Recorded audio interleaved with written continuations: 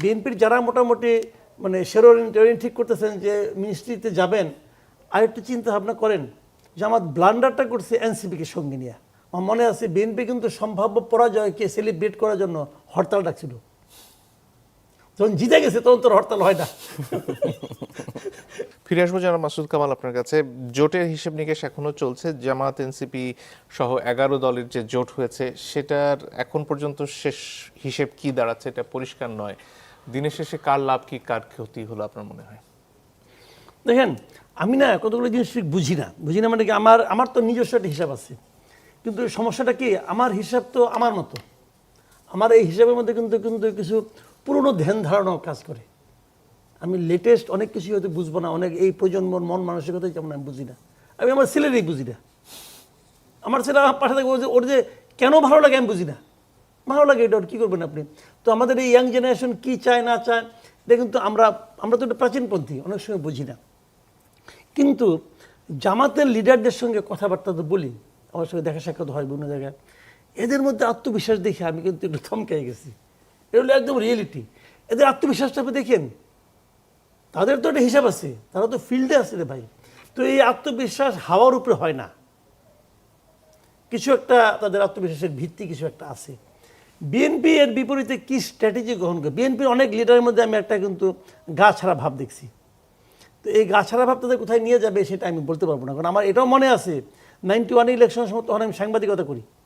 আমার মনে আছে বিএনপি কিন্তু সম্ভাব্য পরাজয়কে সেলিব্রেট করার জন্য হরতাল ডাকছিল। যখন জিতে গেছে তখন তোর হরতাল হয় না।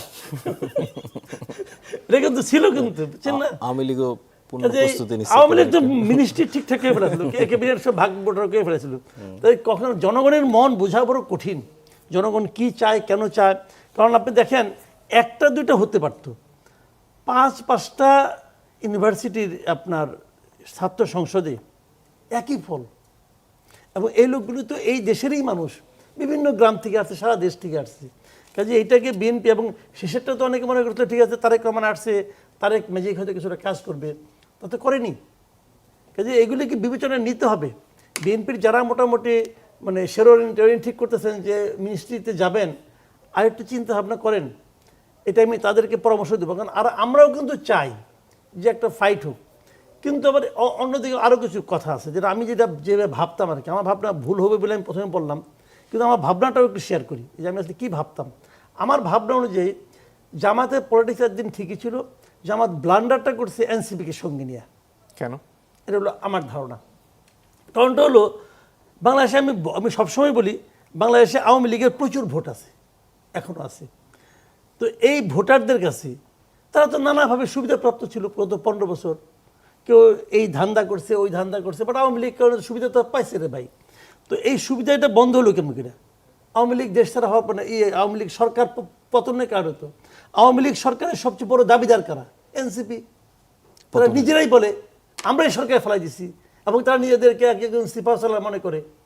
তো এই সিপাহ সালারদের উপর এবং এই দলটার উপর আওয়ামী লীগের মাঠ পর্যায়ের যারা সমর্থক, তাদেরও কিন্তু এক ধরনের ভীতি বলেন, বিতৃষ্ণা বলেন, অপছন্দ বলেন, সবই আছে।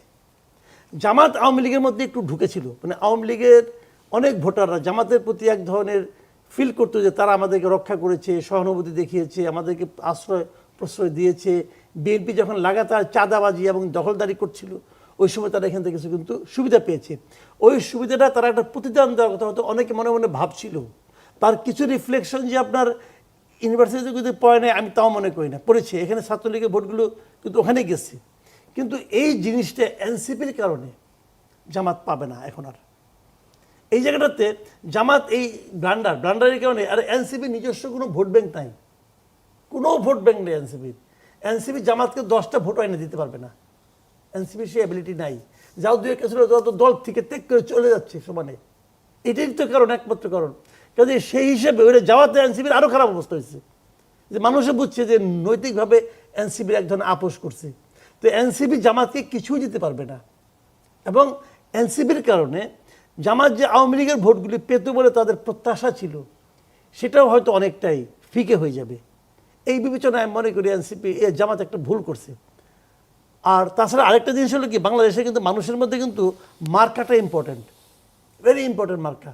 অনেকে আমি ছোটোবেলায় আমি বিভিন্ন টেলিভিশনে দেখছি ওই যে প্রার্থী গেছে বুড়ি মার কাছে চাচির কাছে যে বলে চাচি মাথা হাত দিয়ে বলে বাবা তুমি তো খুব ভালো মানুষ তোমার এই ভোটটা দিতাম কিন্তু তোমার মার কাটা তো ভালো হয় নাই, এরকম বলা কিন্তু বহু লোক আছে, তারা মার কাছে আর কিছু চিনে না কিন্তু।